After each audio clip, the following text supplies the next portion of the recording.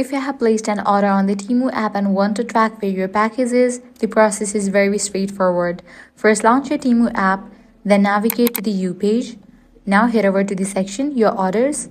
Inside the Orders section, make sure All Orders tab is selected. This allows you to see every order you have placed, including orders that are still shipping, already delivered, or even returned. When you tap on a specific order, you'll be able to view detailed tracking information, including the current shipping status and estimated delivery updates. If you don't see your order listed under All Orders, don't worry. Scroll down and tap on Self-Service to find Order option. From there, enter the email address or phone number you have used when placing the order, and if available, include the order number from your confirmation email. This is especially helpful if you have checked out as a guest or were not logged into your account when placing the order. Once you submit the form, Temu will locate the order and link it to your account so it appears correctly under your orders, allowing you to track it normally. And that's it. If this guide was helpful, do not forget to like, share, and subscribe.